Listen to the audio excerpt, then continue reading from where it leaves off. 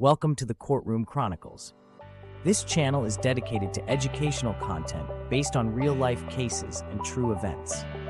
This content shared here is drawn directly from the actual case file, and no names, places, or items have been changed. However, the content has been carefully summarized and presented for educational purposes in a comprehension format to inform, enlighten, and spark meaningful discussions. Whether you're here to learn, reflect, or simply understand the real-world scenarios better, you're in the right place. We believe in the power of truthful storytelling to educate and inspire. Disclaimer: while all stories are based on real cases, they are presented in a condensed and structured format for clarity and learning. Viewer discretion is advised where necessary. This case is cited from the Nigerian National Industrial Court online file, which is public record. The story of Comrade Aloni Moses versus Bayelsa State Government.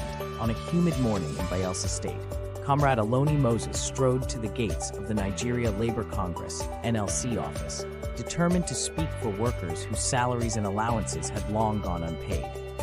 As chairman of the NLC, Bayelsa State Council, he knew the risks of challenging the state government, but he felt duty-bound to give voice to the voiceless.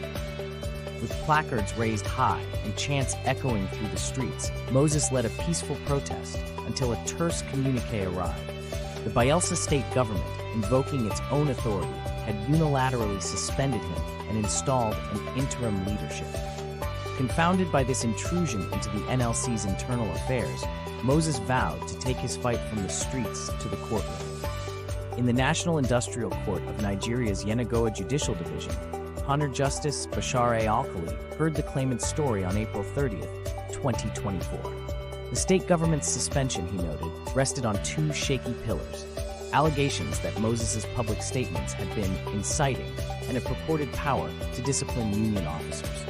Yet the NLC, an independent, registered trade union, operated under its own constitution, one that outlined internal disciplinary procedures and guaranteed fair hearing before any punitive action. By cutting Moses out of the process, the government had not only acted ultra vires, but also trampled his right to be heard. Moses had asked the court for several remedies: a declaration that his suspension was unlawful and unconstitutional, an injunction against further interference, his immediate reinstatement, and due $10 million in damages for the distress he suffered. The defendants, for their part, argued that as the state's employer, they retained supervisory control over its workers, including union leaders. Justice Alkali was unmoved.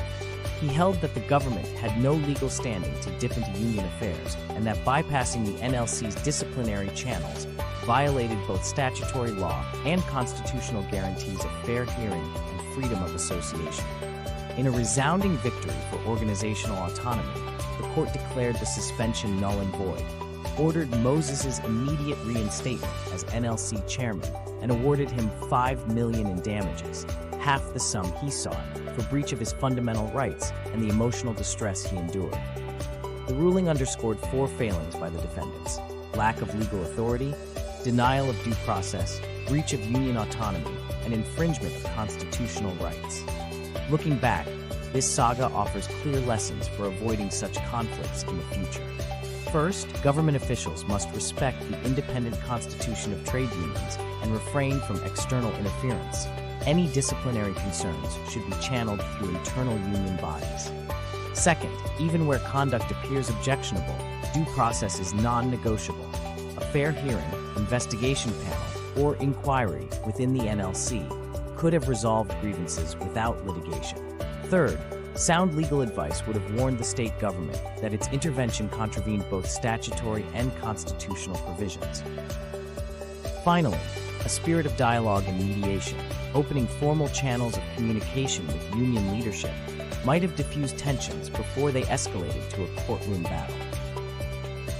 As the dust settled on this landmark judgment, the broader implications became clear. The independence of civil and labor institutions must be preserved, and state actors reminded that fundamental rights, especially to fair hearing and freedom of association, are non-derogable. For Comrade Aloni Moses, the court's decision was more than a personal triumph. It was a reaffirmation that no government, however powerful, may barge into the internal affairs of an organization it has no authority to govern. And for every citizen who witnessed his struggle, it stood as a testament to the power of the rule of law and the importance of standing firm when principles are at stake. Consequently, the court made the following orders.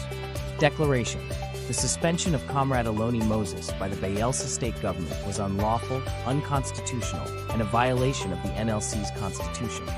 Reinstatement: Moses was to be immediately reinstated to his elected office as chairman of the NLC Bayelsa State Council. Injunction: the state government was restrained from further interfering with the affairs and operations of the NLC Bayelsa State Council. Damages: the court awarded Moses $5,000 as general damages for the infringement of his fundamental rights. Educational lessons from the case: the judgment offered key educational takeaways. Respect for autonomy: state actors must respect the independence of trade unions and their constitutions. External interference must be avoided unless legally justified. Importance of due process: fair hearing is a constitutional right. Any disciplinary action without it is null and void. Legal prudence: authorities must seek legal counsel before taking drastic measures that may violate constitutional provisions or established organizational rules. Alternative conflict resolution: instead of suspension or forceful intervention, dialogue, mediation, and formal engagement with union leadership could have resolved the issue peacefully. This case, now a reference point in labor law, reaffirms that justice, though sometimes delayed, can restore dignity and order. For Comrade Aloni Moses, it was not merely a legal victory, but a moral one, a vindication of his leadership, his rights, and the principles he stood for. Thanks so much for watching, fam. I really appreciate you spending your time with me. If you enjoyed the content, don't forget to hit that subscribe button, drop a comment below, and let me know what you think about the case. I love hearing your thoughts and feedback. And hey, if you felt a connection or learned something new, give this video a like and share it with someone who might enjoy it too. Until next time, stay safe, stay real, and I'll catch you in the next one.